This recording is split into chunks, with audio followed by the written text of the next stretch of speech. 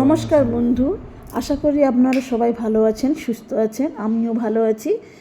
টুগলির kitchen and delicious ফুডে আপনাদের সবাইকে স্বাগত জানাচ্ছি। আজকের রেসিপি বাসন্তী পোলাও। কীভাবে খুব কম সময়ে এক ছুঁকে কীভাবে ঝরঝরে বাসন্তী পোলাও বানানো যায় সেটারই আজকে রেসিপি আমি দেখাতে চলেছি। তো চলে আসুন। বাসন্তী পোলাওয়ের জন্য প্রথমে 500 গ্রাম আমি বাসমতি রাইস নিয়েছি। চালটাকে ভালোভাবে ধুয়ে আমি স্ট্রেনারে ঝাড়িয়ে নিয়েছি। অনেকক্ষণ রেখেছিলাম, আধ ঘন্টার মতো, যাতে জলটা না থাকে চালের মধ্যে। নিয়ে একটা আমি পাত্রে ঢেলে নিয়েছি। নিয়ে 1 চামচ মতো ঘি নিয়ে নিলাম। আমি বড় চামচে 1 চামচ দিয়েছি, তবে আপনাদের ছোট চামচ হলে সে জায়গায় 2 চামচ ঘি দিতে হবে। এখানে দিয়ে দিলাম 1 চামচ পরিমাণ হলুদের গুঁড়ো। যেহেতু বাসন্তী পোলাও বানাবো তাই হলুদ গুঁড়োটা দিচ্ছি।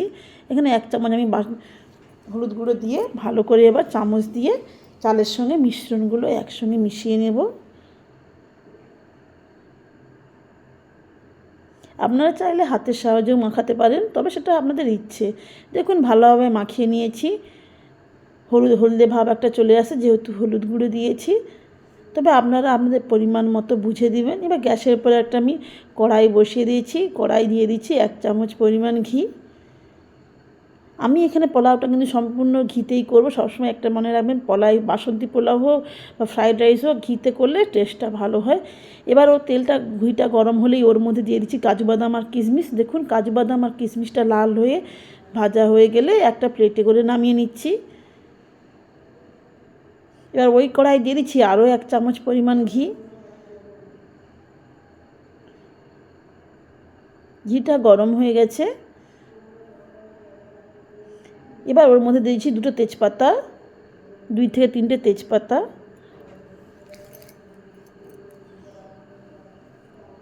কয়েকটা গোটা গরম মশলা দিয়ে দেবো। দিয়ে দিচ্ছি 2টো এলাচ, 3টে গোলমরিচ, একটু কাঠঝাল আর একটু লবঙ্গ দিয়ে সমস্ত ঘিয়ের মধ্যে নেড়ে চেড়ে নিলাম। এবার ওর মধ্যে দিয়ে দেবো মাখিয়ে রাখা ওই বাসমতি রাইস। এবার দিয়ে 3 থেকে 4 মিনিটের মতো একটু নেড়ে চেড়ে নেব। এই সময় গ্যাসের ফ্লেমটা কিন্তু একটু মিডিয়ামেই রাখতে হবে, একদম হাইয়ে রাখবেন না। দিয়ে ভালো করে একটু নেড়ে চেড়ে নেব। দেখুন নেড়ে নিয়েছি। এবার ওর মধ্যে দিয়ে দেবো যেই বাটি আমি চাল মেপেছিলাম বা যে কাপে, মনে রাখবেন সেই কাপে বা সেই বাটির পরিমাণে আপনারা জল দিবেন। আমি ওই কাপের 3 কাপ পরিমাণ আমি চাল নিয়েছিলাম, তাই আমি এখানে 6 কাপ পরিমাণ আমি জল দেব। তবে এখানে একটা ছোট্ট টিপস আপনারা মনে রাখবেন, এখানে কিন্তু গরম জলটাই ব্যবহার করবেন, ঠান্ডা জলটা দেবেন না। দিয়ে গরম জল দিয়ে ভালো করে নেড়ে চেড়ে দিলাম।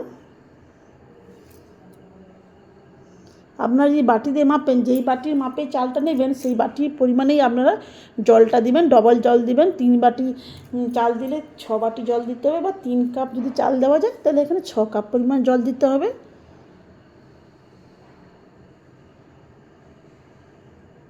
গ্যাসের ফ্লেমটা কিন্তু আমি মিডিয়ামেই রেখেছি।